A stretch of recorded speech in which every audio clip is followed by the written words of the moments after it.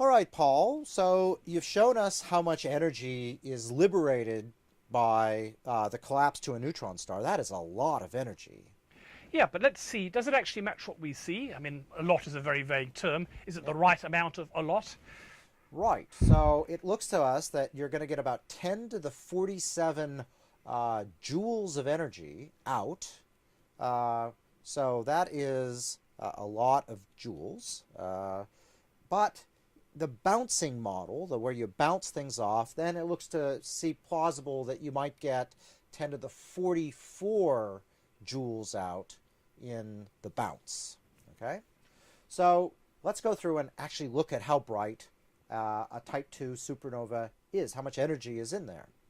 So, of course, a Type 2 supernova shines.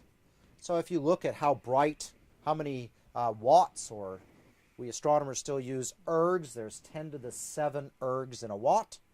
And you can see that in this term, there's about 10 to the 42 ergs, or 10 to the 35 watts that a supernova emits for about 100 days.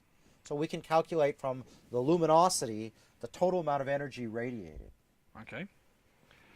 But that's not the only place the supernova is going to have energy. Remember, they're big expanding balls of gas. Yeah, so some of it's going to come out as radiation that we can see, Yep. but some of it's going to be accelerating the gas, so it's the kinetic energy of the gas, presumably. That's right. And so we can go through and figure out how much kinetic energy there is as well, because we have spectra of these supernovae.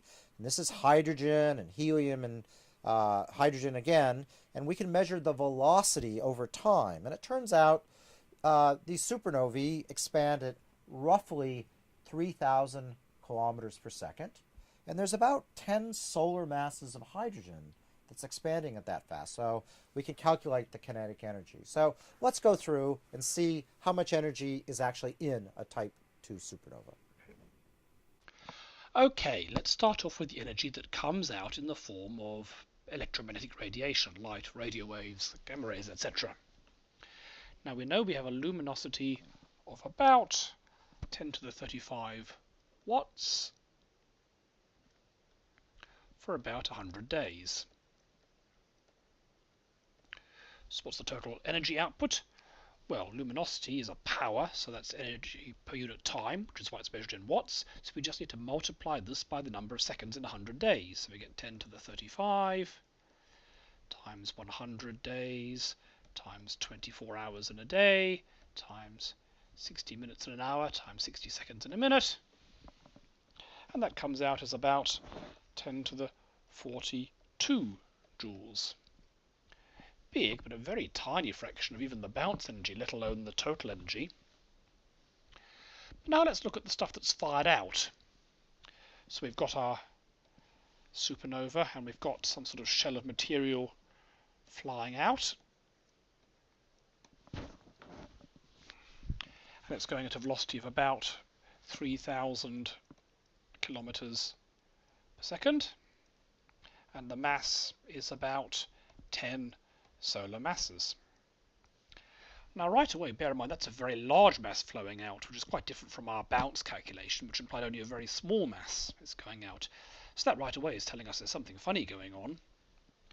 But we can work out the energy here. This is a kinetic energy, and the normal equation for kinetic energy is just half the mass times the velocity squared.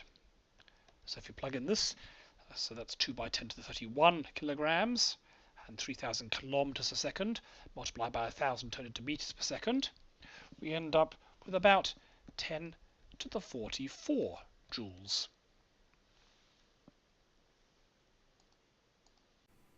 All right, Paul, so let's recap the calculations just made.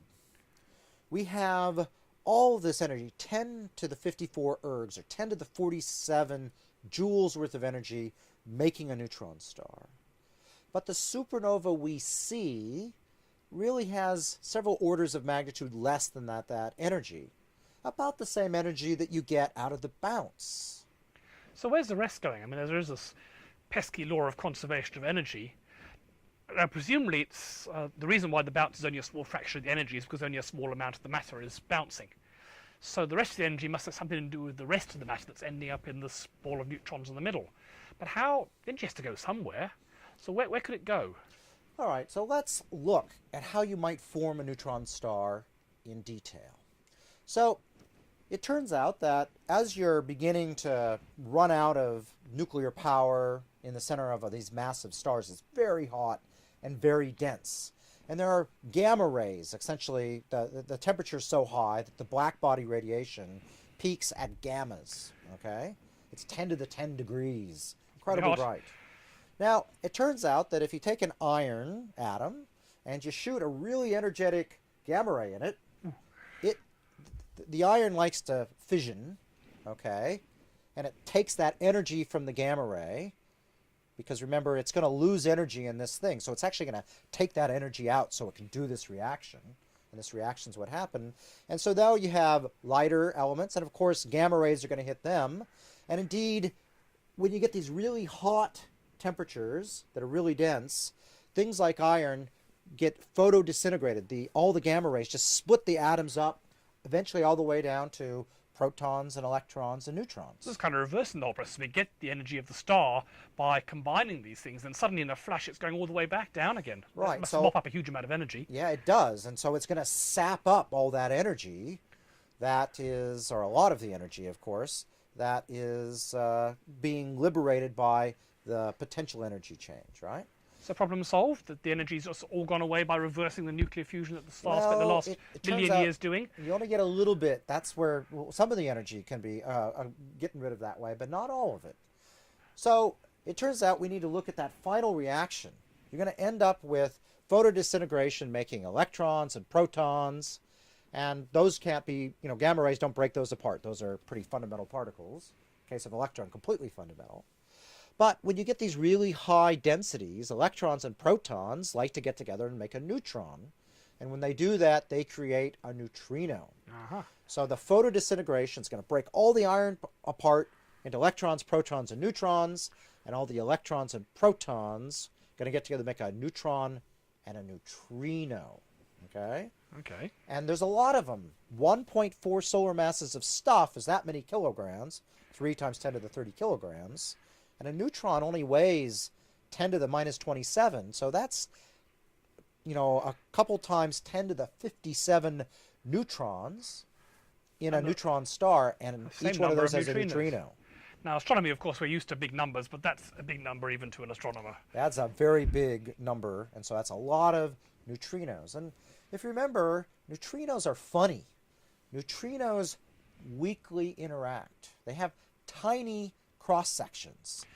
They don't have any charge, so they don't interact via electromagnetism. They don't interact via the strong force, so they only interact via another third force in nature, the weak force, which, as its name says, is pretty weak. Right. So they have, if you were to call them a target, they have a cross section of about 10 to the minus 47 meters squared. So let's do a calculation and figure out what that means.